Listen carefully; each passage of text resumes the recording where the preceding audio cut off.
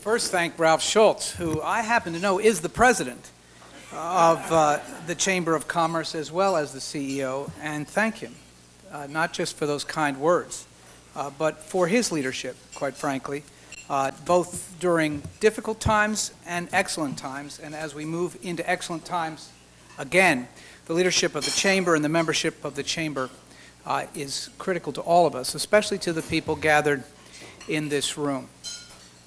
It's also, in that context, particularly great that not only do we have the people I think most important to transit and to our success gathered, but also the elected leaders who can, in fact, and are indeed making that happen. Howard Bradley and Randall Hutto and Anthony Holt and Ernest Burgess are all here, and also the mayors, Mayor Graves, Mayor Wilbur, Mayor Ken Moore, and of course, who led us from the start this morning and leads all the mayors throughout the year.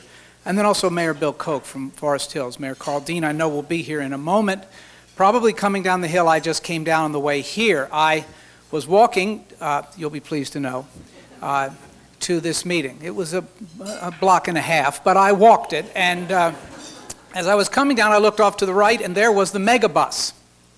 And I was reminded by that of the first time I ever took the megabus. At that time, I was at Harvard. I was in Boston. I needed to get to Philadelphia. My father was not well on that day, and I needed to go at night. There was no airplane. There was no train, but there was a megabus leaving at midnight from Boston to Philadelphia. And I was in line there, thinking to myself, you know, I think, first of all, that I'm the oldest person in this line. Secondly, I don't know that I ever wore such skinny jeans. And then I thought, I wonder why you would wear those little hats if you still had hair. But while I was thinking all of that to myself in the line for the megabus, the two young students, college students in front of me, began to debate with each other. This was just after it was announced the bus would be an hour late, and one said, that's an outrage, and the other one, his friend, said, I agree. And the first one said, I can't believe they don't have any way to get us there. And the second one said, you're right. And the first one said, we should do something about it. And the second one said, we should. And the first one said, we should demand our money back. And the second one said, very clearly, we're going to do that right now. And the first one said, but we only paid $2. And at that moment, they decided they'd wait it out, and they did, and we rode happily on into Philadelphia on that night. A month ago, I was in Knoxville. I had flown in from Detroit to give the first Victor Ashe lecture on urban policy. Victor Ashe, the great mayor of Knoxville, had established this lectureship at the Baker Center there at the University of Tennessee, and I couldn't, frankly, figure out, having flown into Knoxville, how I would get back. But there was a megabus. And so they asked me there about the future of transit across the state, and I said, I've been away. I can't actually give you a long answer, but I can tell you I'm taking the megabus immediately after this speech, and I'm very hopeful, frankly, if this doesn't go well, the bus will still be out there, and for $4 I can get back to Knoxville, where I came from. We'll see.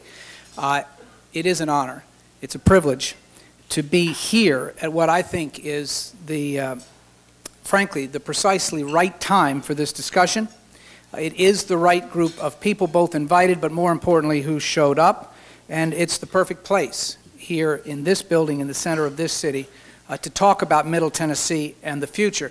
My wife would say that because there is a God and she has a sense of humor, I was born 59 years ago today in Philadelphia, Pennsylvania.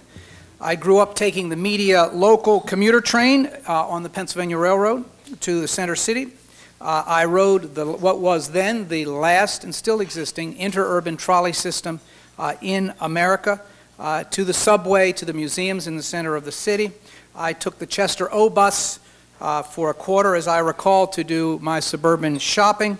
I walked to school. I rode my bike everywhere else. My daughter was born in Nashville in 1988, and she did none of those things. In the year I was born, 1953, the Southern Coach Lines became the Nashville Transit Company. And the city of Nashville at the same time established our Nashville Transit Authority, our first governmental oversight in this area. In that same year, Nashville, Tennessee created Redevelopment District Number 1, 1953. This is an area that you're familiar with, even if, like me, you didn't know that it was a redevelopment district. It's the area that is shaped like a crescent. It runs roughly from the edge of the public square all the way around James Robertson Parkway over to the railroad yards. It's within basically the CSX rail line up to the state capital. They chose this particular area as redevelopment district number 1 because they found after a survey of the areas that in fact there was substandard housing in that area. There was crime and vice. Most shocking, they had found whiskey and illicit activities in close proximity to the government, which had never occurred to anyone before, so they decided that they would clear it out and establish this redevelopment district to do just that. And I knew nothing about this until, interestingly, and it's a transit story, that we were in the process of establishing the new replacement bus transfer facility. We call it the Music City Central, as you well know. We had determined on the site, we figured about a block from where the historic transfer facility had been would work for us. The site was available, or it became available. We purchased it, and now we wanted to do that thing which is going to be part of the discussion this afternoon. And again, tomorrow we were going to have a mixed-use facility there that would include retail on the ground level, it would include parking, and it would have housing on the top. It would be all things to all people, exactly what we needed right there in the center of our city. And then the lawyers became involved. This is the sad part of the story. The lawyers began looking at the legal uses available on that land, and they discovered and reported to me this is on the edge of redevelopment district number 1. And because we knew so well in 1953 what was bad about cities and what would be a problem for the city of Nashville, we prohibited in that document and did it in a way that it is prohibited even now. Those things that we knew were counterproductive for a successful city. We prohibited vice, of course. We've been very successful with that. We prohibited all kinds of housing which would be conducive to vice, and that special kind of housing which we knew would be a problem, we prohibited residential development within redevelopment district number 1 in perpetuity, forever. Because we knew in the 1950s one thing for sure. The problem with cities was people. If you move the people out, if you got the people out of the way and all the things that people did to places, then in fact the place would be just swell. And let me report to you that we were incredibly successful with this, as you may know, in Nashville. By 1999, in a city of 620,000 people, and let's just put this in context, let me remind you, Boston, Massachusetts is a city of 620,000 people, basically the same size city as Minneapolis, the same number of people as in Fort Worth, as in Denver, basically all the same size, but in a city of that size, 900 people lived in the downtown. Let me go back to the history just for a moment or two. In 1973, Nashville took over that Nashville Transit Company. In the decade before 1964, the federal government had seen the increasing failure of transit all across, that is to say private transit, and the need for there to be something more done in this area. So in '64, they'd actually created the Urban Mass Transportation Act. We, for reasons that aren't yet clear to me, about 9 years later, used that funding and that authority to actually come in and take over the Metro Transit Authority. And then we did one more thing. Having acquired it, having purchased it and made it our own, we turned it over to operation by a private company, and we went back to work. And here's what happened. In the next half dozen years, ridership increased, but you'll remember those years, if you are at least my age. You'll remember those years when gasoline prices first skyrocketed and then something else. Actually, gasoline went away altogether. That was a year that my daughter, I hope, will never have to know, where we had even odd rationing all across America. In fact, you couldn't go where you wanted to go by car. And so by 1981, at the end of that period, actually, we had our peak ridership in Nashville, 9.6 million riders. But once that condition was ameliorated, the numbers began to fall, and they go in a straight line basically down. By 1991, we're down to 8.1 million riders. By 2001, we're down to 6.48 million. Let me put it into context. In a generation, the population of Nashville, Tennessee, the city, had gone from 455,000 people to 569,000 people. But in the MSA, which concerns everyone in this room, in particular today, we had gone from 850,000 people to 1.3 million people in that generation. The population was up 50%, and ridership and mass transit in the area was down by 30% during the same period of time.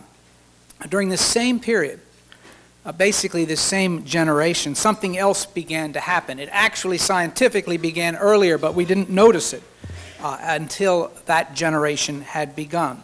What we noticed was there was an epidemic across and throughout America. It was a larger and more invasive and more costly epidemic than any in our modern history.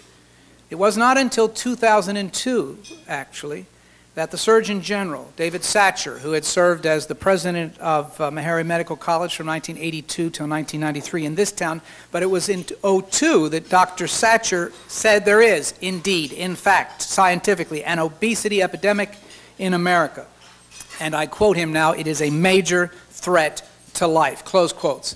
Now, I tell you that because it was dramatic, but I also tell you that because it hadn't been said before, and it's only 10 years ago.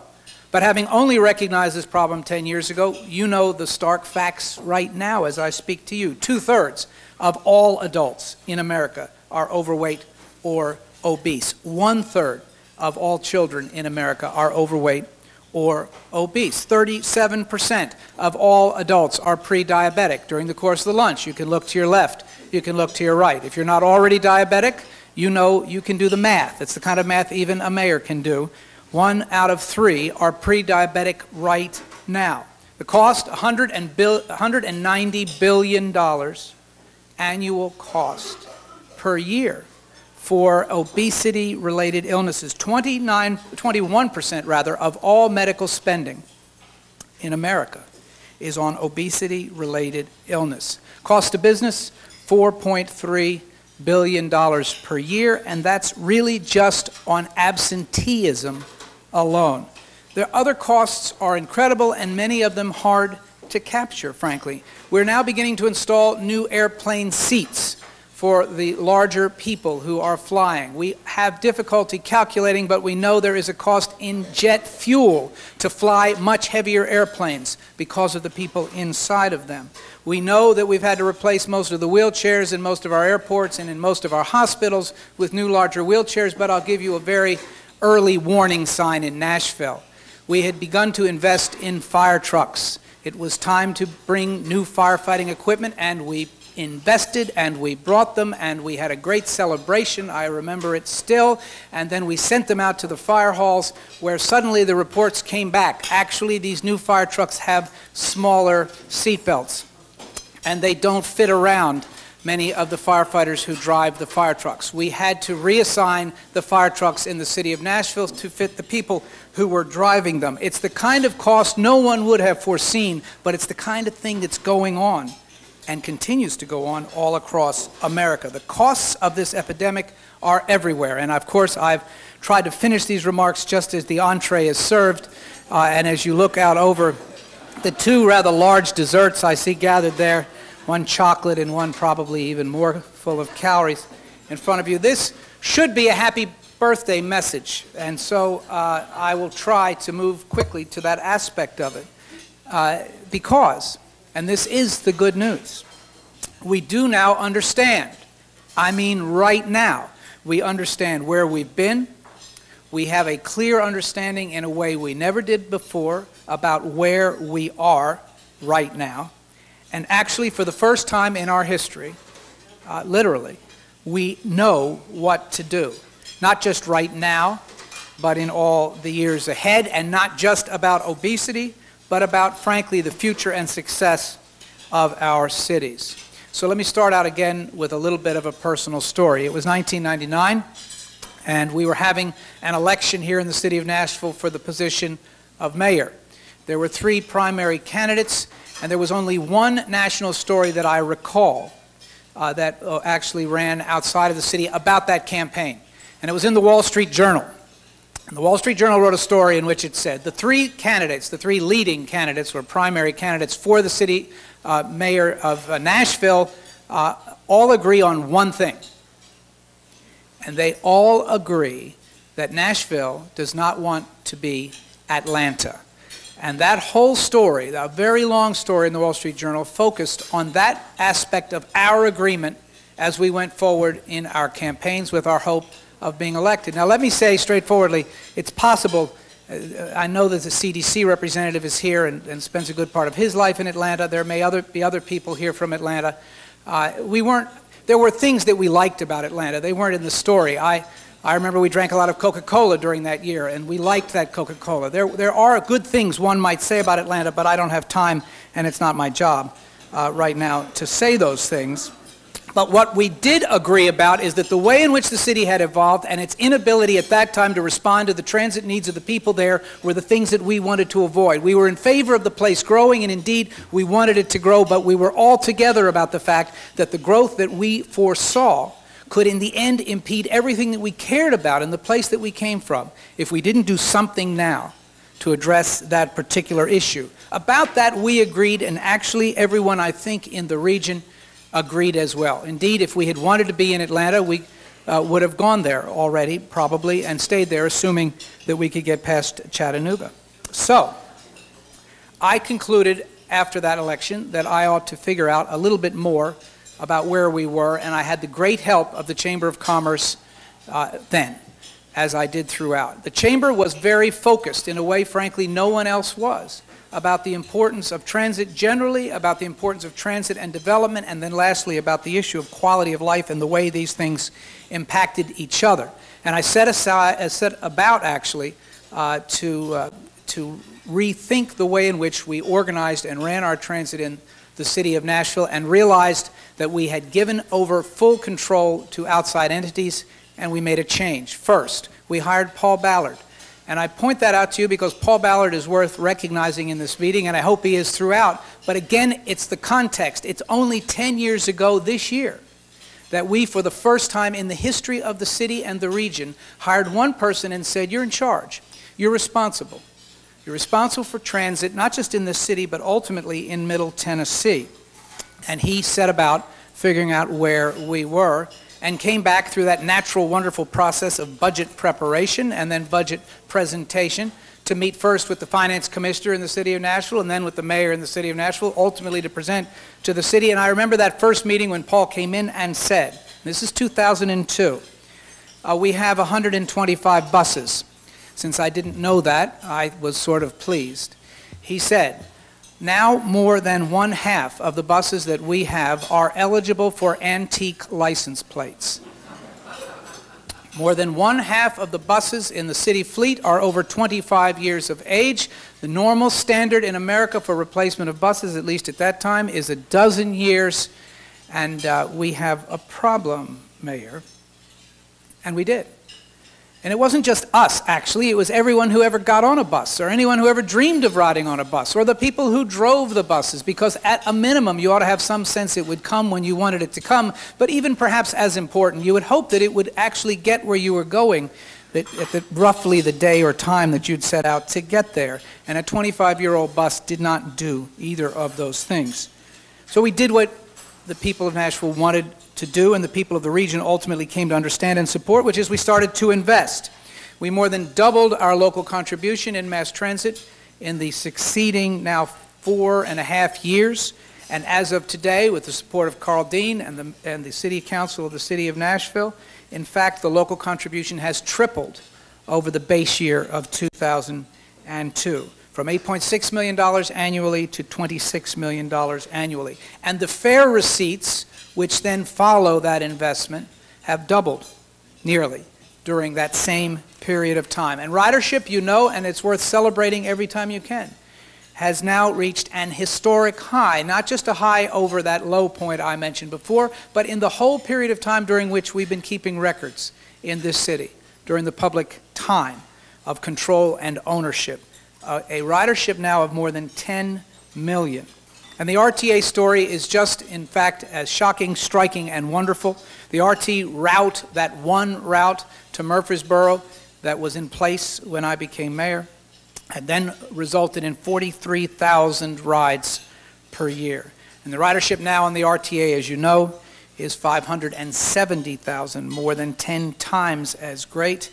And almost half of that ridership is on the Music City Star, the commuter rail train to Lebanon. We now have buses to nearly every point on the compass within our region. We have a vision for the region and a clear agreement about what it means. That 2035 regional plan is as historic as the numbers that I'm reporting to you, in terms of not just its vision, but its concurrence, its agreement, its consensus contained within the document.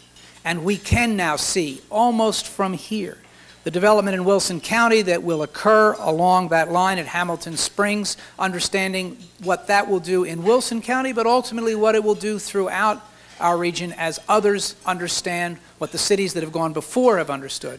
And that is the opportunity for development along those lines. I know that there'll be a panel on that in the next day, but I wanted to focus just for a second on the fact that we have it happening here right now, and there's more to come. We have a mayor here in Nashville, Carl Dean, who says it's all connected and believes it. And to see him talk in just another little while will prove it, I'm sure, again. But you can also see it on an HBO special that tracks the release of the Institute of Medicine report that I was lucky enough to be the vice chair on. But the HBO special makes clear the commitment not just of the leader, but ultimately the city, to the connectedness of all of these things, of health, to livability, to quality of life, to the future of the city. We have a mayor of Franklin who leads all mayors in coming together today, as he did starting this morning and throughout today, and all the time, joined by other mayors who share that same vision and in fact, they appear, at least to me, to like each other, which is an incredibly strong and important thing, at least when they're in public. You can't know for sure what they say on the drive home, but when they're together, they like each other, they work together, and Mayor Moore leads them, I think, to that higher ground each time they come together. We have a Commissioner of Transportation who was a mayor and who understands well all that I'm talking about, and better, all that you're talking about over the course of 2 days, and made that, I think, abundantly clear in his presentation here this morning. We have a governor who was himself a mayor, who in his heart knows that all politics is local because all people are local, and knows that the desires and the hopes and the dreams of people are tied into the success of these cities and the regions that they support, and I think will have that same commitment throughout his time as our leader. And lastly, but not least at all, because it is the reason that we're able to be convened here today, we have an MPO staff and an executive director, Michael Skipper, who have created not just a nationally award-winning organization, but a convening and support team of a type we never had and really didn't necessarily dream we could have in such a short period of time. Finally, underneath and around it all is a vibrant business community that understands very well this issue is critical to our and their future success, and I probably know that as well or better than anyone that you will meet, because it was me as a new mayor that looked up and found the Chamber of Commerce in my office saying, we need to go to Washington now to talk about commuter rail. And I will admit to you, I said, actually, that was not on the top of my list. And they said, we've got to go now. And I said I had some other things that I was going to do. And they said, there's money there now. And if we don't go now, we aren't going to have a chance. And I said, but surely. And they said, no, surely not. We have to go now. And so we went. And when I got there, actually, there was not much excitement or enthusiasm there about this idea of commuter rail. And I thought, well, see, I was right. We probably should have stayed focused on some other things. And they said, no, no. We have to go back. And the RTA board and Louis Levine, Marion Ott, others kept going, and the chamber kept going, the regional chamber kept going, and we ultimately were successful in the first commuter rail line in this state, and a commuter rail line that does now represent 1/2 nearly of all the RTA ridership, and gives us one other model of what we need and are talking about in the context of solving this problem, recognizing that people aren't the problem with cities, people are the solution. So what do we do now? Now, as you begin to think about, well, some of you have actually thought about and been successful with your dessert, particularly here at the second table. You've done very well. I see that. So what do we do now that we've been refreshed, refueled, and by the end of this program, reinformed? Well, I'm going to argue strenuously, and I hope you take this away from my speech. It's what I most firmly believe. You have to stay focused on where you were and how it was and when that was. I remember very, very well the first meeting with the mayor, then mayor of Lebanon, to talk about this train that we hoped would run, at least the chamber did and I increasingly did, would run from Lebanon to Nashville and bring people here and then back there. And he said to me, and I think he would allow me now to tell this story, it's been almost a decade. He said, why would I pay for a train that would leave Lebanon in the morning and come to Nashville? And I thought about that. It was not a happy question. And I said, all right, you win. We'll start the train in Nashville and we'll take it to Lebanon. He looked at me and I looked at him, and thank God he smiled and then I smiled. And we both realized, then really together for the first time, we were absolutely in this thing together. That wherever it started, it was going to end up at the other place, and then it was going to start out again. And we were going to be that way forever. And he decided then that Lebanon and ultimately Wilson County and this region would be supportive. And the other mayors who might have said, why there, why first, why not me, understood the realities of our time and place and what we could do, and everyone came together, and that project proceeded. And it continues to proceed in ways that I think should please us all, even knowing that the full potential has not been reached. That's where we were, that's where we are. And when we think about these changes in the built environment and what it means for health and livability, the Institute of Medicine absolutely is clear. We really know what to do. Now, it took a lot of different things happening all at the same time to cause this epidemic, and it's going to take a lot of different things happening at the same time to reverse it and ultimately cure it. But at the start of the report to the nation that was released in May, together with that HBO special, number one was integrate physical activity every day in every way. Of the top 5 specific areas of concern: healthy foods, marketing, activating employers and healthcare professionals, strengthening schools as the heart of health, leading the way, was what we needed to do in physical activity, and in that clearly was the need for communities, transportation officials, and I'm quoting now, community planners, health professionals, governments at all levels, making physical activity a health priority by increasing public access to places where people can be active. The physical and built environments must be improved to facilitate active transport, and community design revamped to ensure access to spaces where people can engage in physical activity. The goal is to make physical activity an integral, routine part of life, as it was in 1953, a year I don't remember, but I remember well the years that followed. We need to keep investing. I know it's a hard time to say that out loud, that we have to keep investing, but we have to. And it's easy to get distracted by fiscal challenges of a particular time, like a Great Recession, or any time, like the future. But you know what? And let me say this as someone who's been there just like you have. When we really, really want to do something, we always get it done. Unimaginable things. Think NFL. Unequal things. Think in Nashville, a new convention center. Astonishing things, a Nissan headquarters or a Bridgestone headquarters or a train to Lebanon. If we really, really, really want to do it, we always have. We've always found the resources, and I will argue for the rest of my life, we always will. We know that quality of life is dependent on this. We know that economic development is dependent on quality of life. And we know we really, really need to do it. It's everybody's problem, and everybody has a role, and we need to do all of these things, all the things you're going to talk about over the course of these 2 days, and we need to do it now. And then one more thing, because I actually know that the people in this room agree and probably knew most of these things before I did. We need to convince everybody else. That's the main thing. Everybody else has to understand it and believe it in the same way that you do. This meeting, therefore, is critical, I think, as is the work you do every day.